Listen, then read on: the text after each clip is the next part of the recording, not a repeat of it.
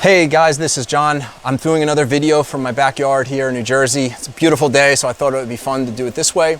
Over the next minutes, I want to talk to you about 4 key lessons I've learned in the journey I'm taking to excel in all areas of my life. If you're tuning into my station for the first time, I started a YouTube channel in January of 2019. In that video, I set a goal for myself, a goal not just for this year, but over the next 2 years. And the goal is simple. Find the key pillars in my life which are important: my finances, my relationships, my health, my personal development, my social work, giving, etc. And now I'm 6 months into that journey and I've really learned a lot. And I want to share with you 4 key topics I've learned. Maybe this will help you, maybe it won't, but that's really the goal for me today. Instead of just writing down those topics, I wanted to set a little bit of context. So I think it'll give a good background into the topics I'm going to write. First of all, it has to deal with the topic of inspiration.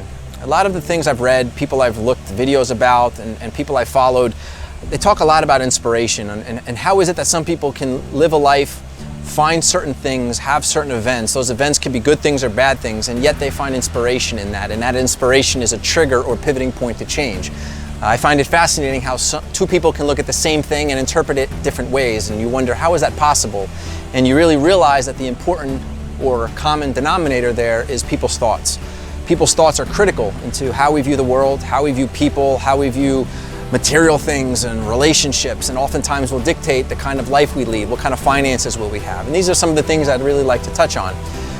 When you talk about your thoughts, then you look at the kind of lifestyles people lead. And the first thing that I'd like to talk about is people living an overly cautious lifestyle, right? I think we grow up in a society today where it's not a good thing to really stick out. It's not a good thing to take chances, to deviate and take a separate path and try to be a pioneer. It's a good thing to follow the mold, follow the advice our parents gave us, which is just to be safe, be secure, be comfortable in our own skin. Don't take too many chances. Don't put yourself out there.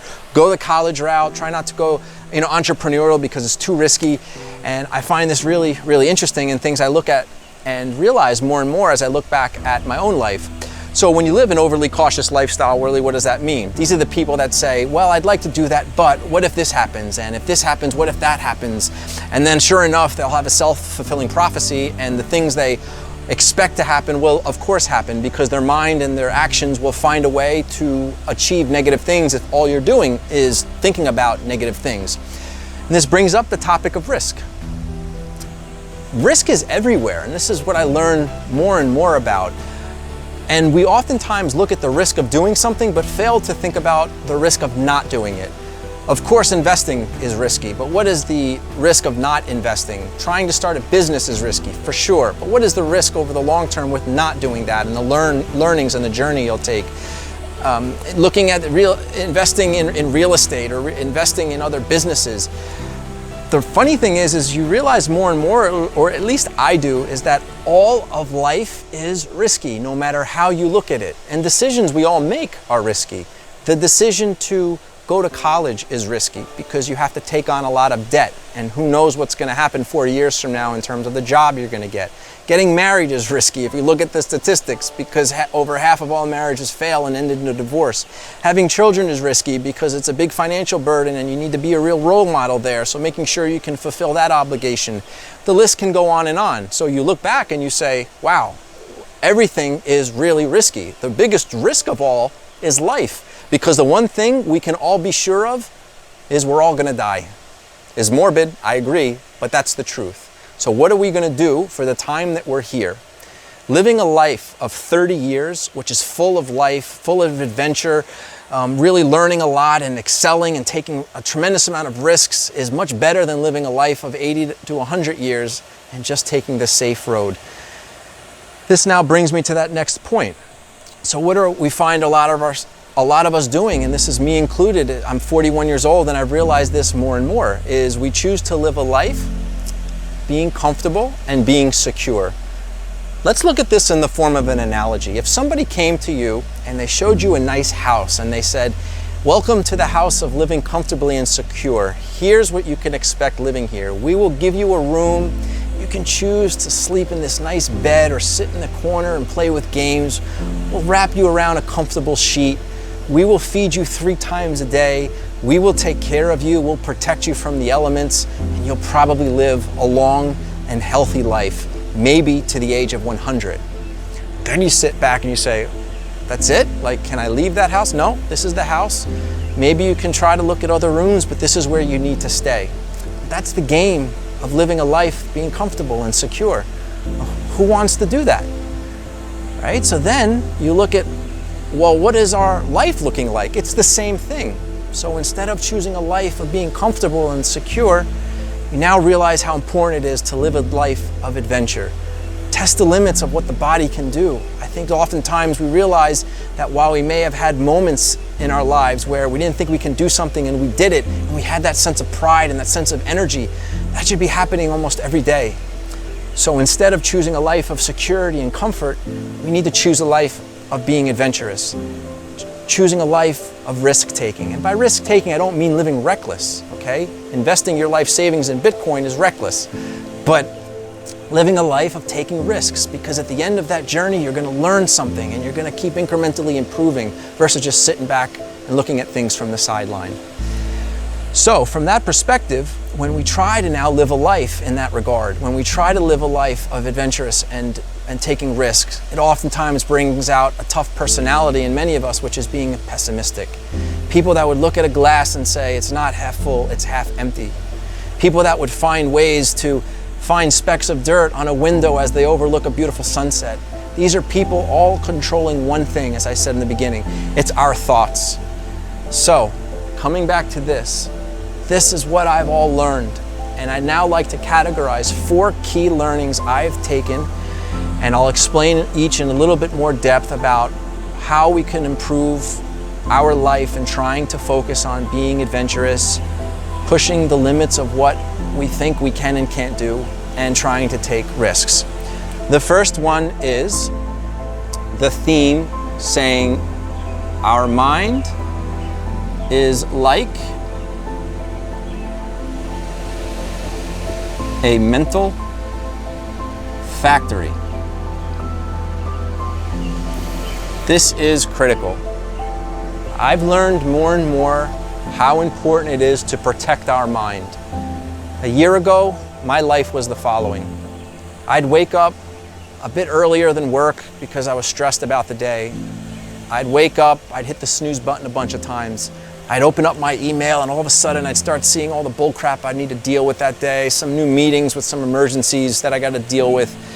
Then I'd get up, I'd have some breakfast, I'd turn on the news, I'd read the paper, and sure enough, there I'll find all the murders that happen, the carjackings, the war, the issues with politics, how bad the stock market is, and this is now going to set me on a good trajectory to start my day? Absolutely not. You start your day with those negative thoughts. I let a lot of things penetrate my mind. Kind of like a factory, my mind then takes that information and processes it, and all day long it impacts my outlook on the day and it impacts the outlook on my life. So the key here of knowing that your mind is like a mental factory has one key element. We have to protect our mind every day. We have to build effective and productive daily habits. And I oftentimes think about a quote in the Bible which says something like, as you think, so shall you become. Something like that, which I find profound. So what have I done in the last 6 months? I've really changed my daily habits tremendously. Look at my YouTube channel, you'll see that a lot of my daily habits now has me waking up at ungodly hours, like 4 o'clock in the morning. I get up and I have a daily regimen, and I'm almost obsessed with this, where I wake up, I stretch, I get in my car and I do runnings, but luckily I live by the beach, so almost every day I watch the sunrise. I meditate, I do Tai Chi, I stretch, I read a few pages in the book that I'm doing, and then I drive to the gym and I continue to work out. Instead of exercising, I'll do some weight training to keep my body in shape. And when I go to sleep at night, I'll do some affirmations and talking about my goals and really talking myself up to give myself encouragement, to really block out the negative and really focus on the positive. And I would be lying. I know this sounds crazy, but I'd be lying if I said how impactful this has been, because I'm really challenging the thoughts in my head to stay focused almost all day long and constantly repeat the things I want in my life and the benefit and the good things that I want and expect to happen. I live in a life of expectancy, and it's working out tremendously. So the first one, mind is like a mental factory, is an extremely important point. The next topic is find your why.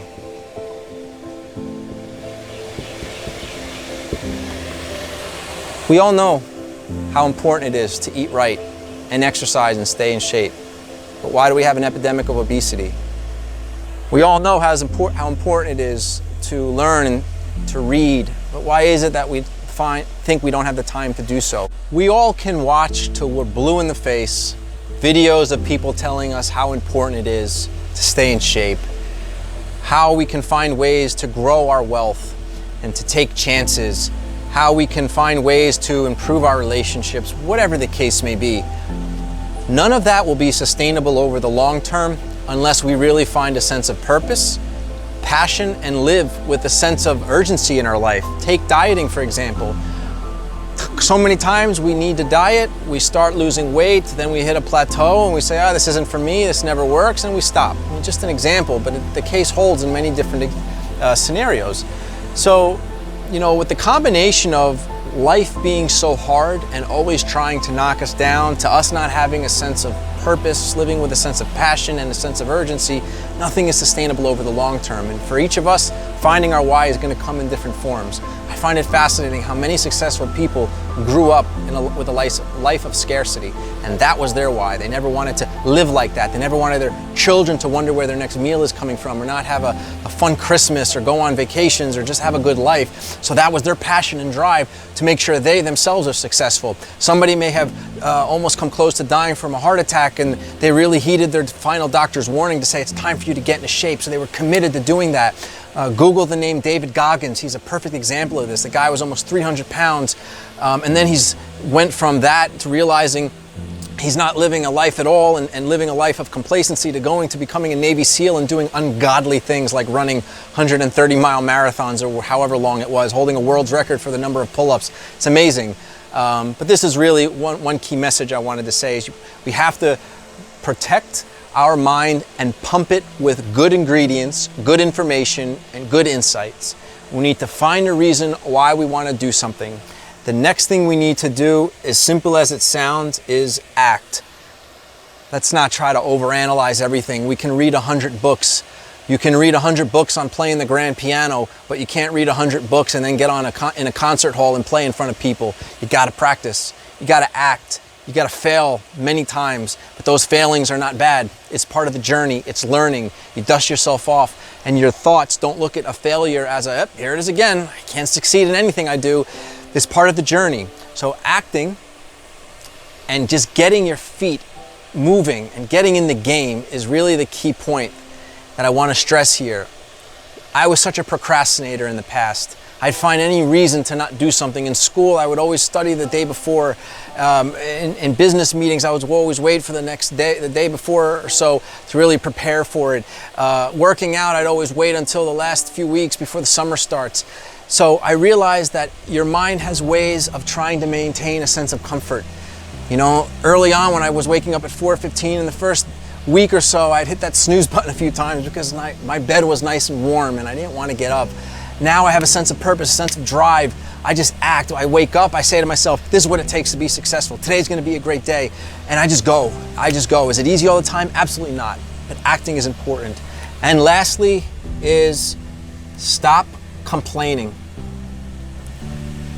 Look, I know we all have our own lives, our own challenges. We all have our own upbringing. We have our own struggles. Everyone's different.